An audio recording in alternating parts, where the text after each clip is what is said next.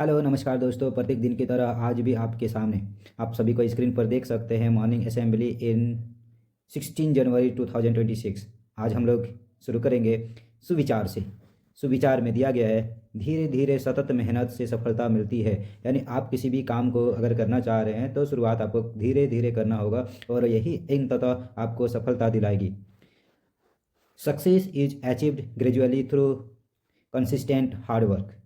दूसरे टॉपिक की ओर बढ़ते हैं। दूसरा टॉपिक है मुख्य समाचार का। मुख्य समाचार में पहला टॉपिक है अंतर्राष्ट्रीय समाचार। भारत ने अपने नागरिकों को ईरान छोड़ने की सलाह दी। राष्ट्रीय समाचार, भारत में लोकतंत्र का अर्थ है बिना किसी भेदभाव के अंतिम छोर तक सेवाएं पहुंचाना। तीसरा है राज्य समाचार, झारखंड के कई जिलों में हाथियों का उत्पात। तो दोस्तों, यहाँ पर झारखंड के जो भी जिला है जहाँ पर हाथियों का उत्पात देखने को मिल रहा है, इसका प्रमुख कारण है हमारे झारखंड या पूरे भारतवर्ष में वनों का विनाश। जहाँ वन हाथियों का घर हुआ करता था, अब धीरे धीरे वहाँ पर लोगों ने अपना वास करना शुरू कर दिया, इसलिए जंगल के हाथी अब गांव की ओर चल पड़े हैं। अगले टॉपिक है खेल समाचार का। भारतीय दृष्टिबाधित क्रिकेट टीम के कप्तान दीपिका को राष्ट्रपति भवन से गणतंत्र दिवस का निमंत्रण। अगले समाचार की ओर बढ़ते हैं। अगला समाचार है शिक्षा कैरियर टेक्नोलॉजी, यानी मानव मल से खाद। चिरकुंडा में झारखंड का पहला प्लांट तैयार। अगला टॉपिक है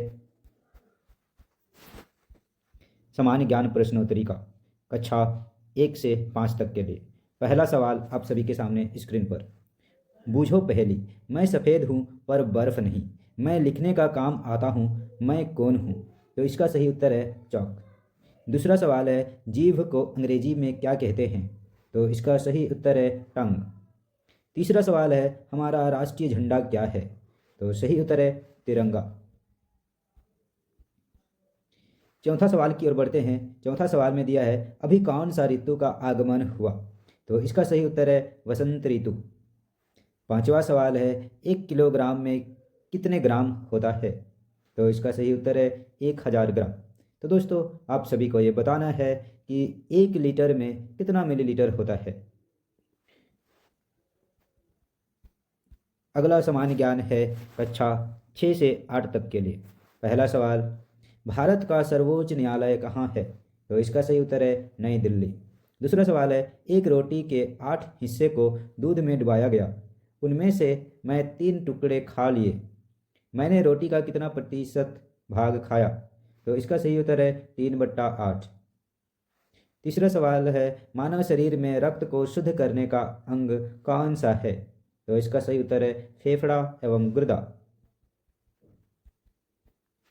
अगला क्वेश्चन है कंप्यूटर में फाइल सेव करने के लिए क्या कमांड है?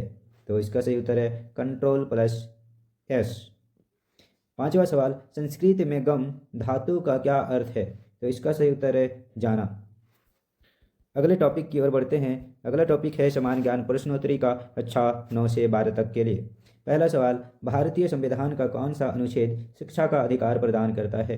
तो इसका सही उत्तर है अनुच्छेद 21A।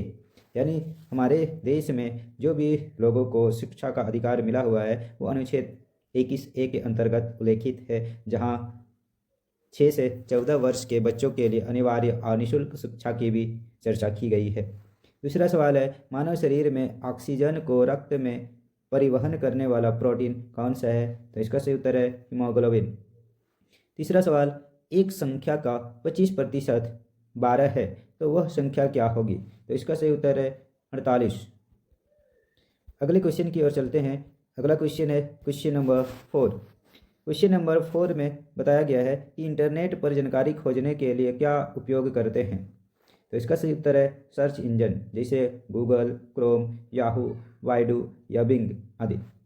पांचवा सवाल है भारतीय रुपयों का प्रतीक आर जिसमें कटा हुआ है किसने डिजाइन किया? इसका सही उत्तर है उदय कुमार। अगला टॉपिक है महत्वपूर्ण दिवस का, यानी आज के दिन 1969 ईस्वी में सोवियत अंतरिक्ष यानों सियोज 4 और सियोज 5 के बीच पहली बार अंतरिक्ष में सदस्यों का आदान प्रदान हुआ था। अगला टॉपिक की ओर बढ़ते हैं। अगला टॉपिक है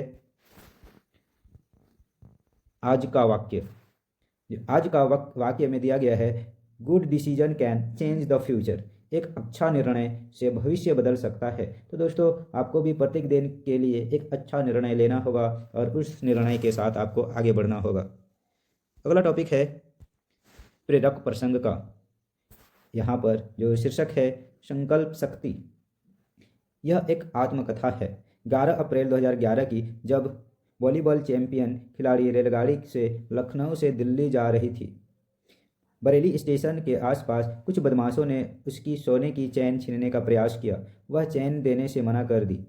रात को 4-5 बदमाशों ने हाथापाई करके उसे रेलगाड़ी से धकेल दिया। गिरते ही उल्टी दिशा से आ रही रेलगाड़ी उसकी एक पैर को काट दी।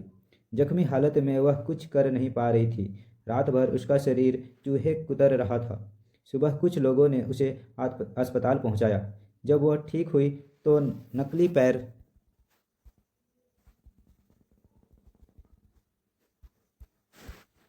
से चलना फिरना मुश्किल था। डॉक्टर ने कहा इसे चलाने में 2-3 साल लगेंगे, पर उसकी संकल्प शक्ति मजबूत थी। उसने ठाना कि माउंट एवरेस्ट में चढ़ूंगी। पर्वतारोही बाछेंद्री पाल से मिली, उनसे ट्रेनिंग ली। वह 21 मई 2013 को फतेह हासिल की। उस महान वॉलीबॉल खिलाड़ी पर्वतारोही महिला का नाम है अरुणिमा सिन्हा।